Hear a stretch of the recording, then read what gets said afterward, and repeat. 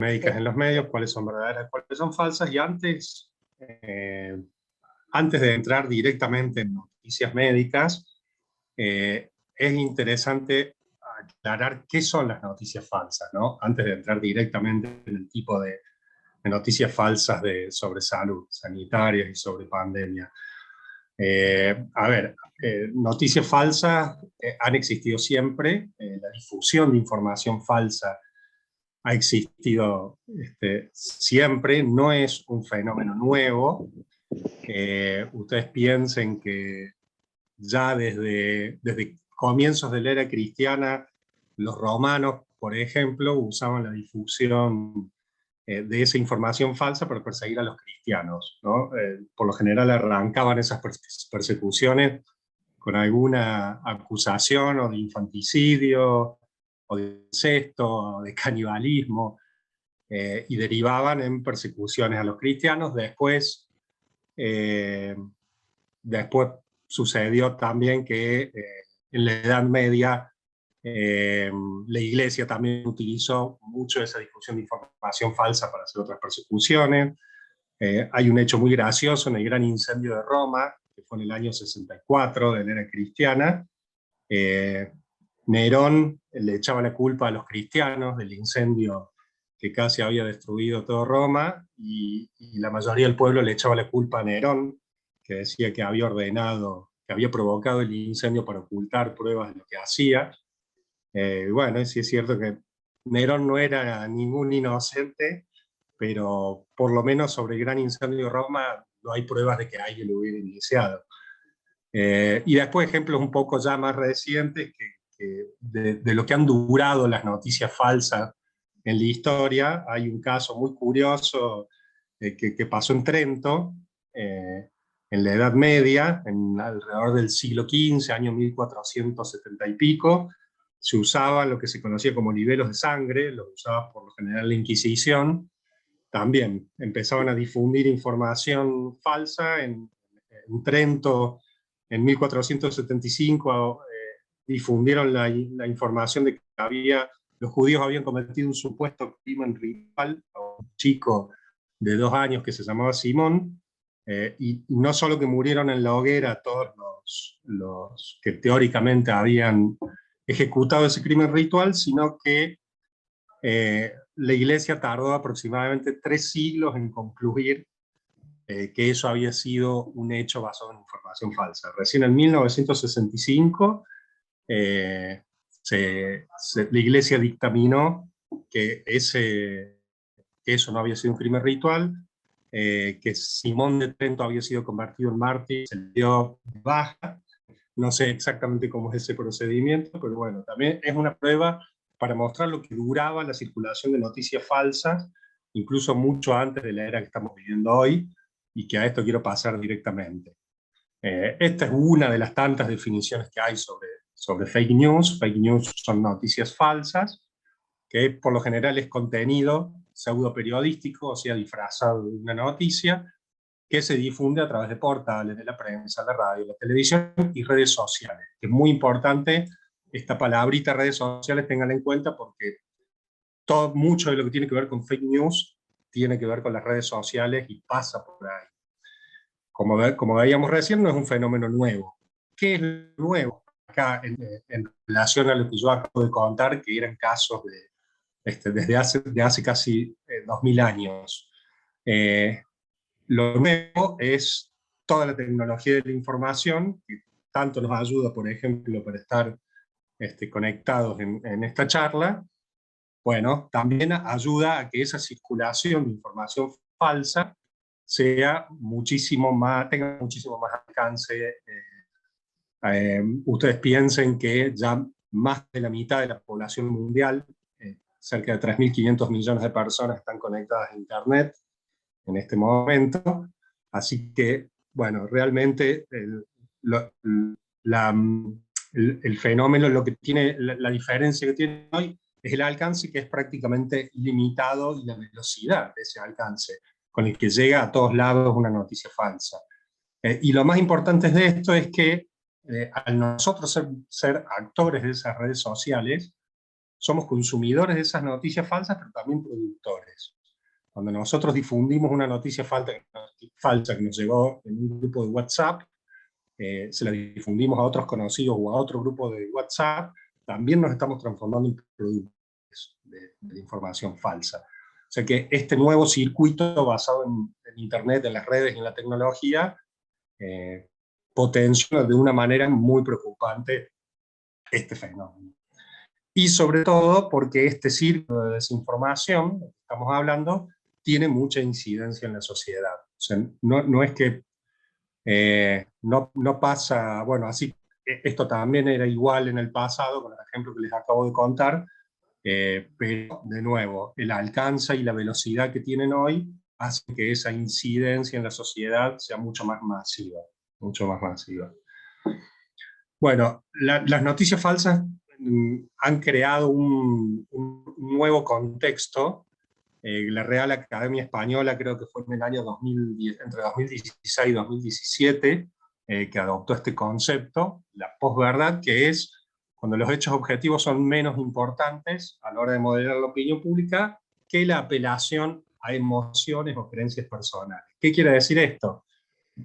Que la difusión de esa cantidad enorme de noticias falsas que circulan todos los días, a toda hora, a todo segundo, por todo el mundo, apela por lo general no a la razón que nosotros tenemos cuando nos detenemos a pensar unos segundos, sino a nuestra emoción o a las creencias personales, ¿no? Es lo que hace que cuando recibimos una noticia de WhatsApp que coincide con nuestras creencias personales y, por ejemplo, nos indigna, automáticamente la reenviamos sin tener en cuenta si es una noticia verdadera o no, en dónde fue publicada.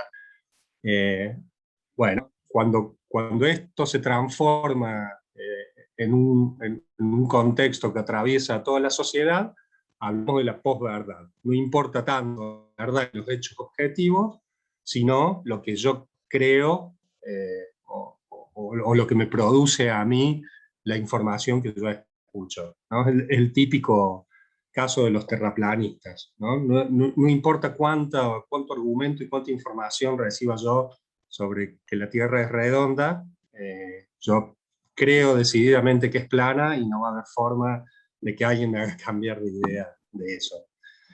Y bueno, y por supuesto esto, hablábamos de las consecuencias que esto tiene para la sociedad. Primero para el periodismo, porque tiene un impacto en la calidad del periodismo que se ejerce, ¿no? Realmente es tan diverso hoy que hay mucho periodismo y mucha prensa que está, algunas ávidas de difundir este tipo de información, algunas, aunque no lo hacen voluntariamente, también muchas veces lo hacen de manera involuntaria, y esto por supuesto afecta el derecho que tenemos todos, ¿no? A ser informados, a que nos informen con hechos verídicos, con lo que está pasando.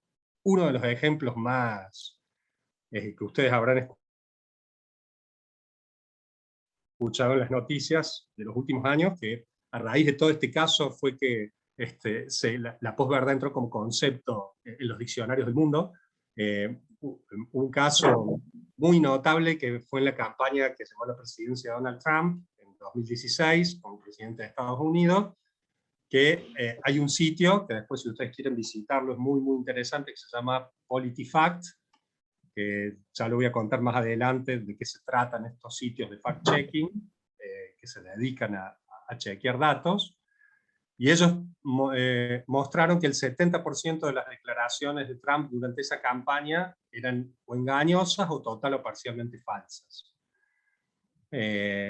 Descubrieron, entre otras cosas, una compañía en una ciudad de Estados Unidos que se llama Bells, en Macedonia del Norte, donde había 7 organizaciones de noticias que se dedican, que con jóvenes analistas se dedicaban a producir noticias falsas y a difundirlas según les pagaran, ¿no? Podía ser por una compañía de una, a favor de una, en contra de otra, también con partidos políticos. Todo esto sucedió en el 2016. Después también, más allá de que Trump fue un gran gran creador de noticias falsas, él también de alguna manera las sufrió, ¿no? Como que tuvo su propia medicina, porque en algún momento se hizo circular un supuesto informe producido por el FBI, que decía que él tenía un acuerdo secreto con el presidente Putin de Rusia para recibir ayuda durante todos esos años, y bueno, por supuesto era falso, pero lo pongo como ejemplo porque también él recibió algunas de estas consecuencias, ¿no? Fíjense que Facebook tiene 156 millones de estadounidenses en sus cuentas, ¿no? En la red Facebook. Y 2/3, o sea, la gran mayoría, obtienen las noticias de ahí. Ese es otro fenómeno que sucede hoy, que también ya lo voy a explicar un poco más adelante. No son hoy los grandes medios los que, a través de los cuales se informa mayoritariamente la gente, como sucedía hasta hace 15, 20 o 30 años, sino que las redes hoy tienen un papel preponderante como plataforma a través de la cual se informa la gente. Y bueno, Facebook fue una de las plataformas principales que eligió Trump para esa campaña, que ahora les voy a contar en qué consistía, pero básicamente era en difundir esa información falsa, en segmentar en comprar datos de Facebook para poder segmentar información falsa en contra de su rival, que era Hillary Clinton en ese momento. Hicieron una campaña a través de las redes que se llamó Derrota a la corrupta Hillary. Por supuesto no lo hicieron oficialmente, y otro de los casos que se difundió y que resultó ser información falsa era también un supuesto informe que comprobaba que Hillary Clinton, cuando era secretaria de Estado de Obama en el gobierno anterior, había expuesto su correo electrónico personal con información clasificada, lo que, bueno, despertó una gran controversia antes de las elecciones en Estados Unidos, incluso una investigación del FBI, que no terminó en nada porque no era ningún delito.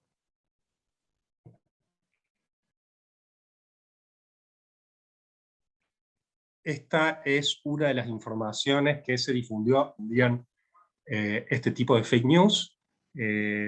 Hubo uno de estos jóvenes que dijo que se habían encontrado decenas de miles de votos fraudulentos de Hillary Clinton en un depósito de Ohio, en Estados Unidos. Por supuesto, esto al poco tiempo se descubrió que era una noticia falsa, que el chico que la había creado la viralizó. Por supuesto, esto no se puede medir cuál fue el impacto en las elecciones finales, pero muchos creen que esto tuvo muchísimo que ver en una pérdida importante de votos para Hillary Clinton. Resultó ser una noticia falsa, ya no importó porque ya estaba decidido el resultado electoral, y para que vean el efecto que puede tener una de estas noticias, a esta cantidad de gente le llegó esa noticia, a 6 millones de electores, la mayoría en Estados Unidos. Otro tipo de información que no tiene nada que ver, es un ejemplito más divertido. Una mujer de Florida se implantó un tercer seno, como lo pueden ver más o menos en la foto. Esta fue una noticia también muy difundida en muchísimos medios tradicionales, redes.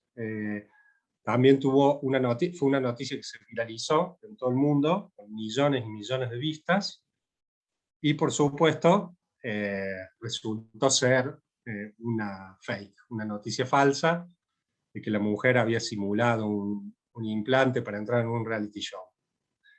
En este caso no tuvo consecuencias como la noticia anterior, pero es una muestra también para que entiendan cómo funciona este mecanismo, la rapidez con la que se expande, y por qué nosotros somos también a veces productores en este círculo de la desinformación cuando compartimos estas noticias.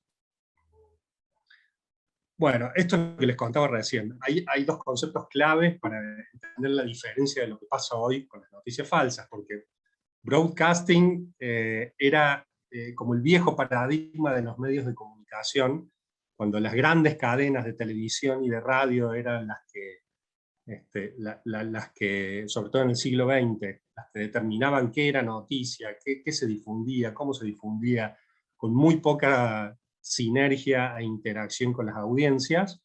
Por supuesto, eso cambió totalmente, el advenimiento de Internet, por el paradigma del networking. Es decir, ya no son los grandes medios y pocos los que definen esa agenda de noticias, sino que hoy circula de manera transversal con miles de decenas y cientos de miles de medios, de blogs, de cuentas personales, de youtubers. Ha cambiado totalmente ese concepto y por lo tanto, por supuesto que tiene algunas ventajas comparativas muy importantes respecto al modelo anterior, porque todos podemos participar de esto, pero también tiene consecuencias bastante más difíciles después de arreglar con los problemas que eso puede crear. Esto es lo que les decía al principio, somos consumidores y productores dentro de este círculo de desinformación, y en el networking lo que funciona hoy, que esto también lo han escuchado por todos lados, es el algoritmo. ¿Qué significa el algoritmo? El algoritmo de Facebook, de Google, son algoritmos a los que nadie puede saber cómo están hechos, pero bueno, son fórmulas que determinan cuál es el contenido más relevante para el usuario, es decir, que determina qué es lo que nosotros vamos a ver cuando entramos a cada una de estas redes. Depende de las cosas que cliqueamos, de las cosas que ponemos que nos gustan, de lo que leemos, de cuánto tiempo lo leemos. Bueno, todo eso constituye Big Data, información y datos con los cuales se crean estos algoritmos, y por lo tanto, si nosotros somos proclives a leer este tipo de información y a difundirla, el algoritmo va a hacer que recibamos más de esa información, y que lo primero que nos aparezca en nuestras redes sea eso. Y la lógica de estas redes también, a diferencia del broadcasting del paradigma anterior, tiene que ver con la viralización. Porque el contenido, más allá de lo que dice, de la veracidad o de la calidad del contenido, lo que las redes leen, lo que Facebook lee, cuando comparte una información, es la validación por alcance, que es decir, cuántas vistas tiene determinado contenido. Y el contenido más viral y de mayores vistas es el que también se hace más visible para los usuarios. O sea, como ven, es un círculo de desinformación donde cada uno tiene su rol, amplificado de una manera nunca vista por las redes. Estos son algunos de los tipos de noticias falsas. Hay muchas clasificaciones, la verdad van a encontrar algunas listas como estas de 7, 8 categorías, otras de 3 categorías, depende, pero básicamente estos son los más clásicos, digamos. El de la sátira, que en realidad no es una fake news en el sentido de que no busca engañar, sino que busca a través del humor o de la sátira producir alguna reacción en la audiencia, y si bien su objetivo no es engañar, puede tener algún potencial de inducir al error cuando el lector, el interlocutor, quien está leyendo eso, no llega a descifrar que se trata de una sátira. Si ustedes ven, por ejemplo, en Argentina tenemos el ejemplo de la revista Barcelona, que trabaja con esta lógica, ¿no? Haciendo títulos y contenidos de información que son sátiras o parodias, pero son falsas en el fondo, pero por supuesto buscan provocar humor, ¿no? Bueno, después conexión falsa, que esta por desgracia es bastante frecuente, que tampoco es en sí una información falsa, sino que los títulos no dicen exactamente lo que después encontramos en la nota periodística. Esto se llama clickbait. Es decir, algunos medios, para que la gente clique en la noticia y entre, ponen títulos que tienen mucho impacto, que son engañosos, pero que después cuando uno entra a leer la noticia, se da cuenta de que no es exactamente lo que el título estaba reflejando. Ya lo vamos a ver más adelante ese ejemplo, que bueno, pienso en la noticia que salió de que después de que un médico le habían puesto la vacuna contra el COVID, murió. Por supuesto, es un título impactante, está dando una idea de causalidad, que cuando uno leía la nota, por lo menos en los medios tradicionales, se daba cuenta que no existía tal relación de causalidad. Bueno, después contenido engañoso, que por lo general se hace para enmarcar un tema o una persona, que tampoco es exactamente falso, pero sí está interpretado de una manera que puede mover a confusión. Bueno, después sí, el contexto falso, que es cuando descontextualizamos una información. Esto también ya se les voy a mostrar cómo se hace cuando, por ejemplo, nosotros ponemos una foto sin aclarar que es una foto de archivo al lado de un título que juntos crean una sensación muy distinta a lo que es el hecho que se está contando. También, por desgracia, puede suceder con bastante frecuencia. Contenido impostor, bueno, cuando usa fuentes que no son fuentes originales, también pasa mucho. El contenido manipulado, que es cuando la información o imágenes genuinas son manipuladas a través de algunos programas. Bueno, el ejemplo típico es las fotos que suelen salir en las revistas de modas, por lo general no son imágenes genuinas, ¿no? Por lo general actrices, modelos, actores que quieren salir bien en ese tipo de fotos, hacen que se manipulen esas imágenes. Y después contenido inventado, que este sí es contenido totalmente falso, creado con el solo objetivo de engañar o dañar a otra parte. Estos son algunos de los motivos por los cuales se producen, se ejecutan y se difunden las noticias falsas, ¿no? No siempre es voluntario, por eso el periodismo deficiente puede ser uno de los motivos, una de las causas de que esto suceda.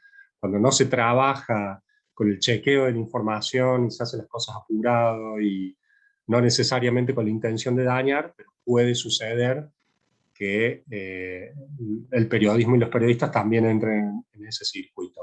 Parodia, que es lo que estábamos hablando de ejemplos como la revista Barcelona, con la sátira, con el humor. Provocación, acá entra, en el de provocación entra otro concepto que ustedes también deben conocer, que es de los trolls, ¿no? que son gente contratada especialmente para provocar en las redes, por lo general con contenido falso, con ofensas, con insultos. Bueno, pasión, que es lo que veíamos recién, que por lo general alguien cuando recibe un contenido que le toca una emoción o una creencia personal, lo difunde sin detenerse a averiguar mucho de qué se trata. Partidismo, bueno, no sé si escucharon, creo que el ejemplo más reciente que tenemos acá en la elección de Córdoba, un día antes de la elección, o creo que fue en el mismo día, se difundieron unos videos editados sobre Negri, que lo hacían quedar bastante mal con las cosas que decía. Bueno, provecho, poder o influencia política, propaganda. Son motivos parecidos que inducen a que se difundan las noticias falsas. Esto es muy interesante porque las noticias falsas afectan directamente a la democracia, por todo lo que les decía hasta ahora, pero además con ejemplos muy concretos de cómo puede afectar la democracia. Una noticia falsa multiplicada. No sé, también deben haber escuchado el caso de Cambridge Analytica, un caso muy famoso con el Brexit, especialmente en Inglaterra, donde esta compañía, que es una consultora de Big Data que trabaja para campañas políticas, compró a Facebook datos de perfiles de usuarios a través de un test de personalidad que había hecho Facebook, y utilizó 50 millones de esas muestras para conocer los perfiles de votantes. ¿Qué le permitió eso? Por ejemplo, en el caso del Brexit, que antes de las elecciones donde Inglaterra debía votar si salía de la Unión Europea o no, Cambridge Analytica trabajó para la gente que quería el Brexit, para salir de la Unión Europea, y a través de esa información, con esos perfiles de esas millones de personas que iban a votar sobre eso, redireccionó preferencias, segmentó publicidad, hizo que, ¿qué significa eso? Hizo que Facebook y que otras redes sociales llevaran a esa gente determinado tipo de informaciones con las cuales se sabía que podían no cambiar un voto, pero sí,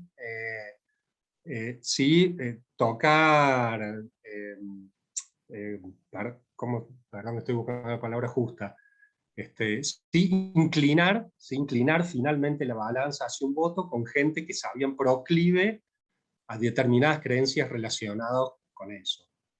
Fue un caso muy conocido, hay causas judiciales, se usó en Estados Unidos, lo usó Trump en Estados Unidos para su campaña, a esta segmentación de información a través de Cambridge Analytica, lo usó Bolsonaro en Brasil, hay una causa abierta en Argentina también porque dicen que Cambridge Analytica trabajó para la campaña de Macri, y en México también hay una campaña abierta por el mismo tema. Trabajó en muchísimos países más Cambridge Analytica, y que como todavía nuestra legislación en todos los países no va tan rápido como lo que está sucediendo con estos casos, por lo general suele haber lagunas legales y las causas judiciales que se abren no siempre terminan de definir que esto es ilegal, ¿no? Pero sí, por ejemplo, es ilegal que Facebook haya vendido datos personales sin consentimiento de los usuarios. También tiene abiertas causas judiciales Facebook, y Facebook ya lleva pagado miles de millones de dólares en multas por esto. Pero bueno, el resultado de las elecciones no cuenta. Las consecuencias de todo esto que yo les estoy diciendo es que se erosiona la credibilidad de los medios tradicionales, muy expuestos a que suceda otros medios que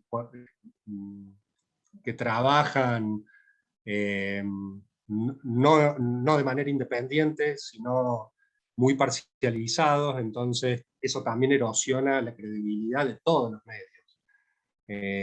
Hay un solo dato interesante, hay un barómetro internacional que se hace con la percepción que tienen las audiencias en todo el mundo en cuanto a las redes y a los medios, y lo único bueno que tuvo en estos años la cantidad de información falsa que ha circulado es que la gente empezó a detectar que eso sucede más por las redes sociales, y entonces empieza a subir un poco la imagen positiva de los medios como plataforma un poco más confiable, donde saber si realmente una información es falsa o no. Bueno, esto es lo segundo, que es lo que hablábamos recién, interfiere en las noticias falsas, en el derecho de las personas a recibir información fidedigna. Y después hay un caso muy curioso, aumentan la hostilidad y el odio contra ciertos grupos. Así como veíamos que pasaba hace 2000 años, ahora pasa de una forma muchísimo más fácil y rápida. Esta foto está puesta ahí a propósito. En India, en 2018, hubo un caso muy curioso. Como ustedes saben, India tiene millones y millones de habitantes, y bien hay poca conectividad en el país. Eso ha crecido muchísimo en los últimos años, y de repente surgió una información falsa en India de que había ciertos grupos que circulaban en ciertos autos que estaban secuestrando chicos, y a eso inmediatamente le sucedió una ola de gente que, cuando creía detectar que había un potencial secuestrador, lo linchaban, y hubo entre 4 y 5 muertes por linchamiento a partir de esta información falsa de autos que supuestamente secuestraban chicos.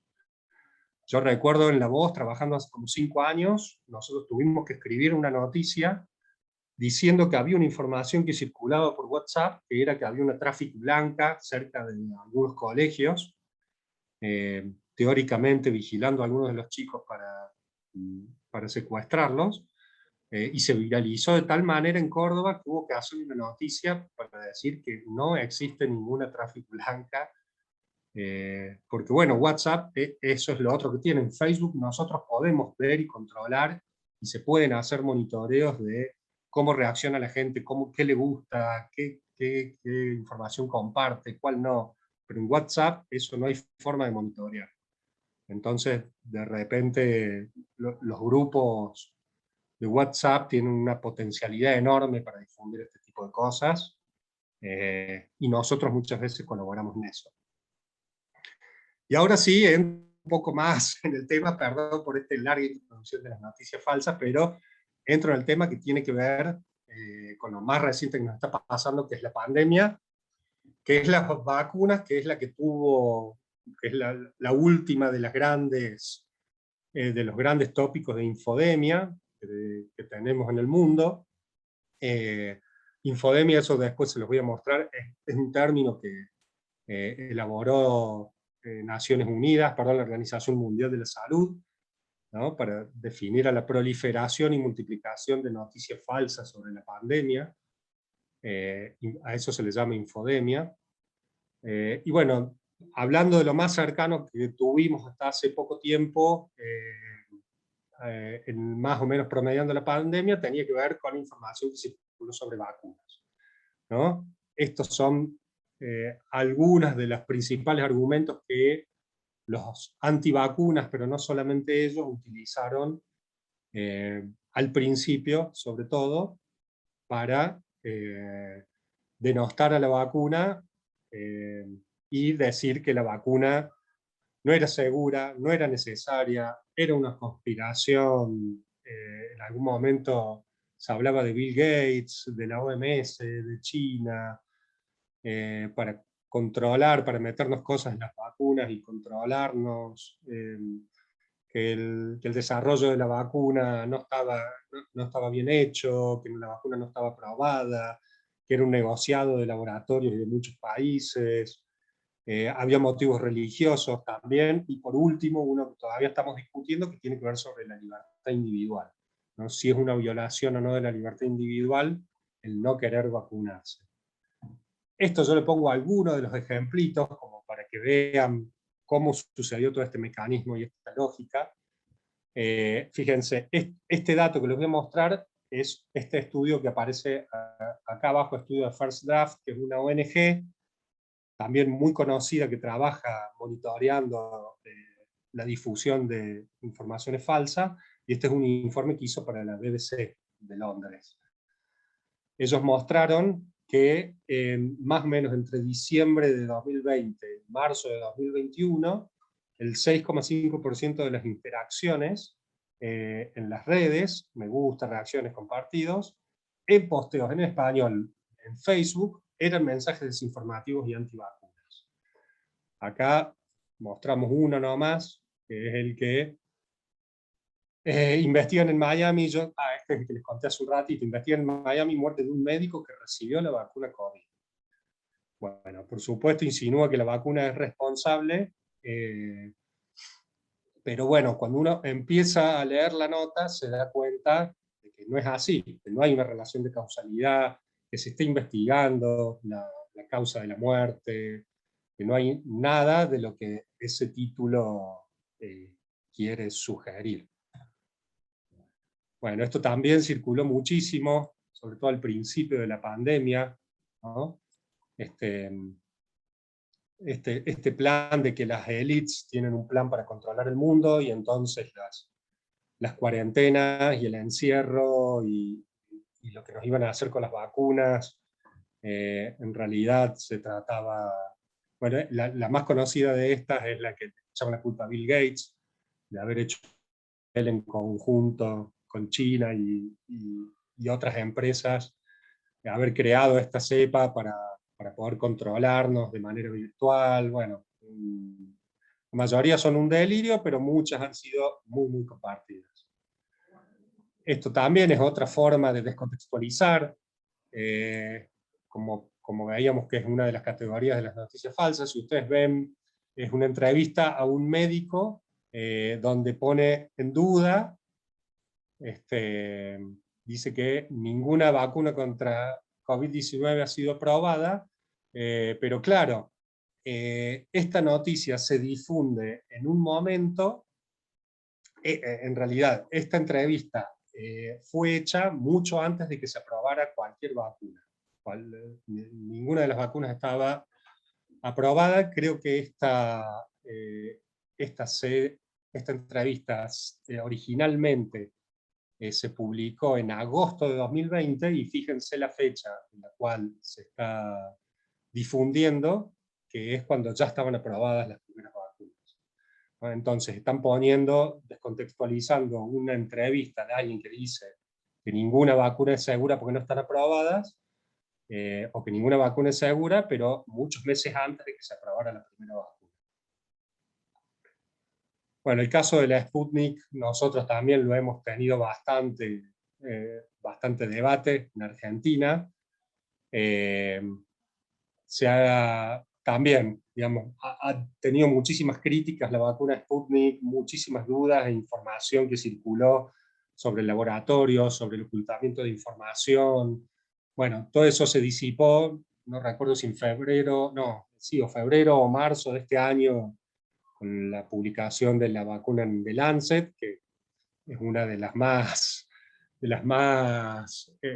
efectivas, me parece. Eso después Ingrid o los médicos que están lo pueden aclarar, pero bueno, al principio mucha gente no se la quería poner a la vacuna Sputnik, pero bueno, nunca hubo una información ni informes de organismos científicos que dijeran que no era una vacuna segura, que no se podía poner.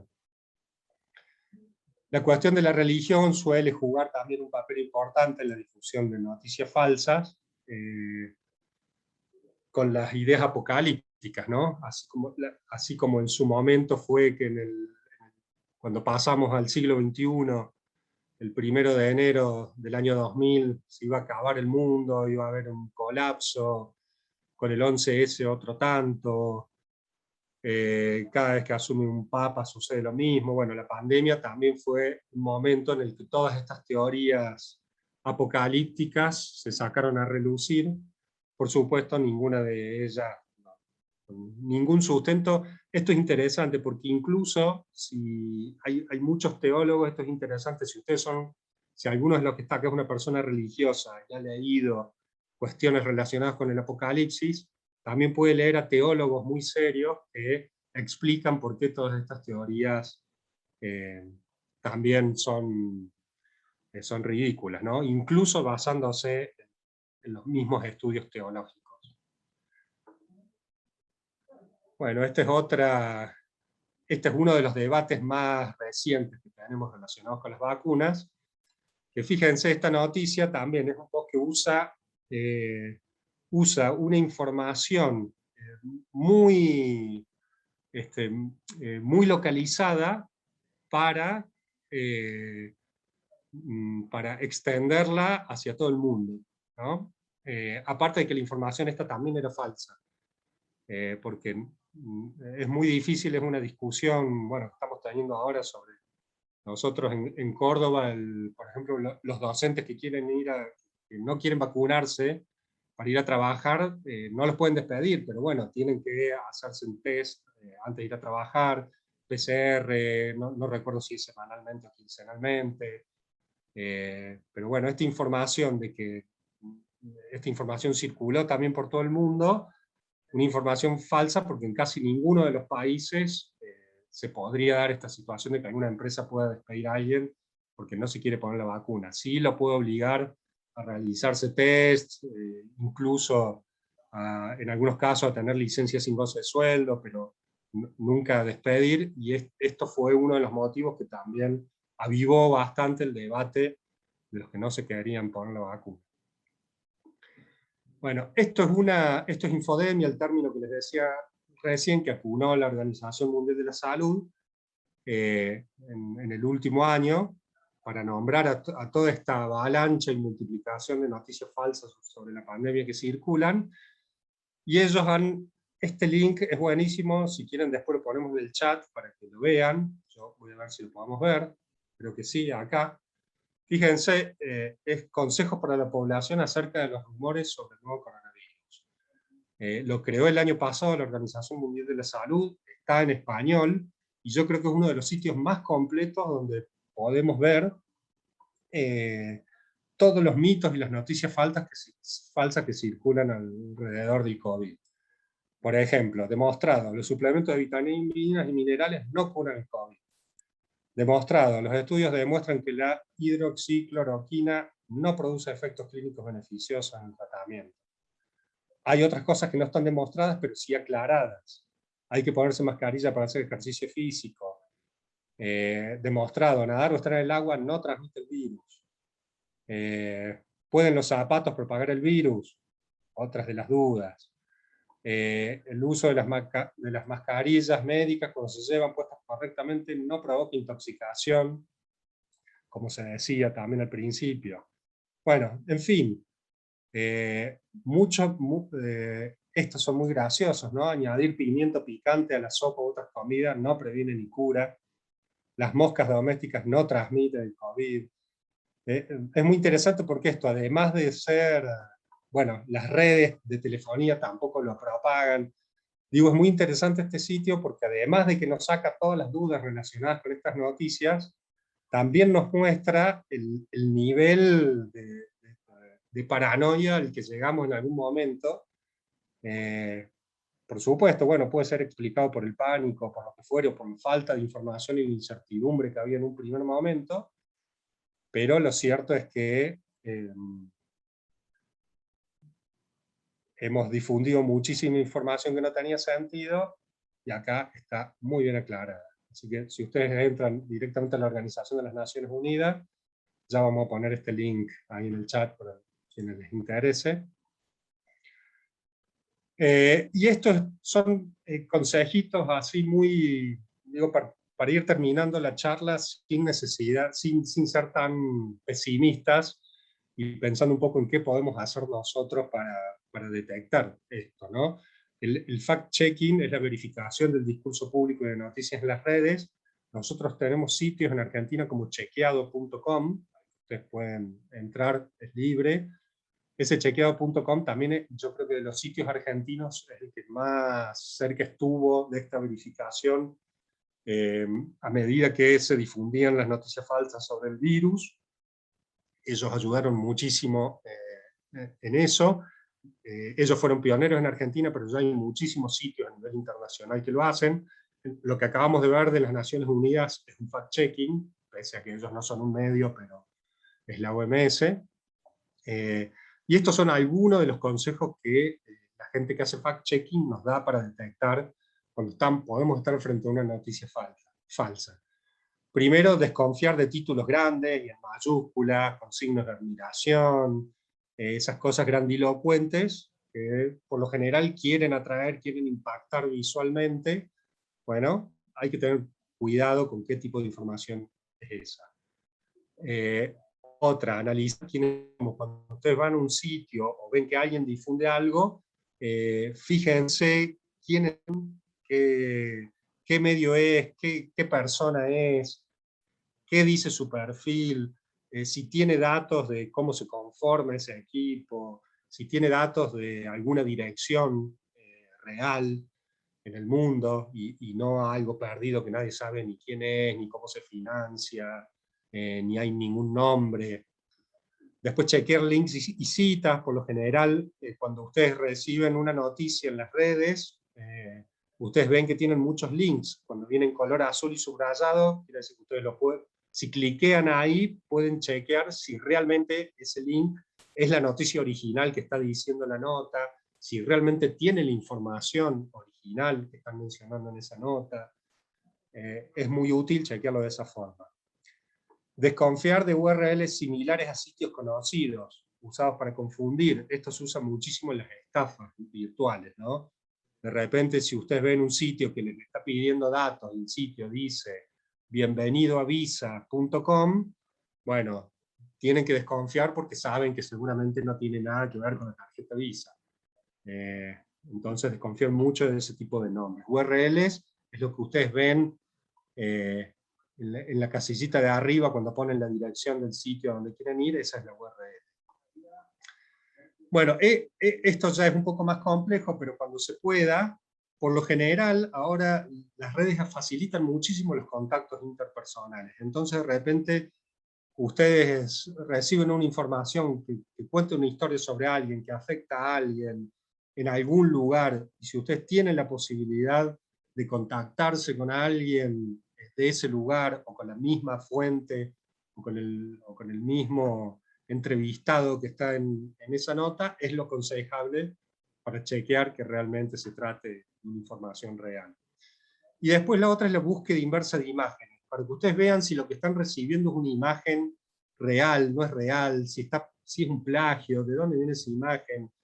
Lo más fácil acá es, no sé si lo están viendo esta foto de incendio. Sí. Sí, Bueno, sí, sí.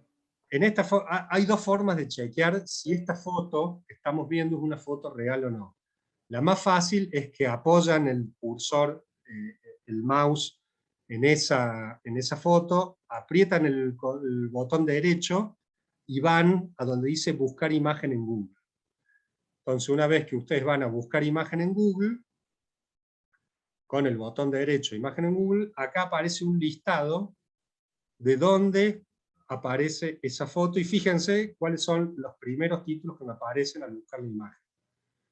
Difundía fotos falsas del incendio del Big Ben, difundía fotos falsas, el día en que el Big Ben no ardió. O sea, ya ven que, y está en medios que son tradicionales y serios, como el ABC de España o La Vanguardia de España. Entonces ustedes ya están viendo con solo un clic que esa foto que estábamos viendo recién es una foto falsa, o descontextualizada, o no tiene nada que ver con lo que está diciendo el título, ¿no? Hay otra forma más, que se las muestro, no sé si están viendo, acá que tengo la pantalla de Google, fíjense, arriba a la derecha, ven que dice imágenes, dice Gmail y después imágenes. Si ustedes cliquean ahí donde dice imágenes, los va a llevar a la ventana de Google Imágenes, y acá aprietan donde el iconito de la cámara de fotos. Cuando ustedes aprietan eso, les da esta opción, que es muy parecido a lo que hicimos con el botón derecho. Ustedes pueden pegar aquí la URL de la foto donde nosotros la habíamos visto recién. Voy a volver para mostrarles. Esta es la noticia. Ustedes pueden copiar la URL, volver acá y pegarla, y va a tener la búsqueda por imágenes el mismo resultado. O si ustedes no es una imagen en internet, sino que ustedes tienen una foto en su computadora y la quieren chequear, van acá donde dice subir una imagen, ponen seleccionar archivo, y ahí ya entran en la carpeta a donde puedan tener esa imagen guardada, la suben, y va a tener la búsqueda el mismo resultado para chequear qué imágenes que han recibido. Así que, bueno, y estos son los últimos consejitos más allá de los anteriores. Este es el más importante: no compartir automáticamente algo que reciben por WhatsApp, por Facebook, por Twitter, por Instagram, por cual sea la red que ustedes utilicen. Como les digo, por WhatsApp se hace muchísimo y realmente es muy difícil monitorear el alcance y el riesgo que tiene eso por la multiplicación de la difusión de esa información, la amplitud que puede tener ese alcance. Entonces, el primer consejo es ese: por más que ese tipo de información está dirigida a provocarnos, a despertarnos de nuestra indignación y a tener ganas de compartirla, ya sea porque nos gusta o por todo lo contrario, hay que tomarse unos segundos antes de hacerlo, porque nosotros de esa manera, sin chequear nada, estamos participando activamente en todo lo que les acabo de contar. Utilizar búsquedas personalizadas. Traten de no, cuando ustedes necesitan buscar algo en las redes y en las plataformas, no vayan a lo primero que encuentran en Google, traten de usar algunos de los filtros de Google, traten de buscar no solo lo que está en la primera página de los resultados de Google, traten de navegar un poco más hasta la tercera, cuarta, quinta página, porque pueden aparecer cosas muy importantes. Recuerden el tema de los algoritmos. Cuando nosotros hacemos una búsqueda en Google, lo primero que Google nos pone en los primeros 10, 20 resultados es todo lo que tiene que ver con nuestros perfiles, con las cosas con las que nosotros estamos de acuerdo, lo que nos gusta, lo que compartimos. Por lo tanto, a veces nos llega más lo que nos gusta y lo que tiene que ver con nuestras creencias que lo que podría ser realidad, lo que podría ser un dato que nos haga dudar de algún hecho. Entonces también tener mucho cuidado con eso. Consultar a expertos cuando se puede. En este caso estamos hablando de información que tiene que ver con las vacunas o médica. Tienen a sus médicos muy cercanos para consultarles, o sea que esto sí lo pueden hacer con mucha facilidad. Y lo que hablábamos recién, tratar de encontrar algún protagonista. Antes parecía muy difícil que pudiéramos encontrar algún protagonista de la noticia, hoy ya no lo es, por la cercanía y la forma de contactarse que tienen todos en las redes. Esa es una de las cosas, de las ventajas que tiene. Bueno, tratemos de usarla para tratar de chequear esta información. Así que hasta acá llegamos. Bueno, espero que no se haya hecho largo. Y si es realmente fascinante esto, porque, bueno, para mí porque es mi trabajo, pero es fascinante por el desafío que esto representa, ¿no? Para los medios y para la ciudadanía en general.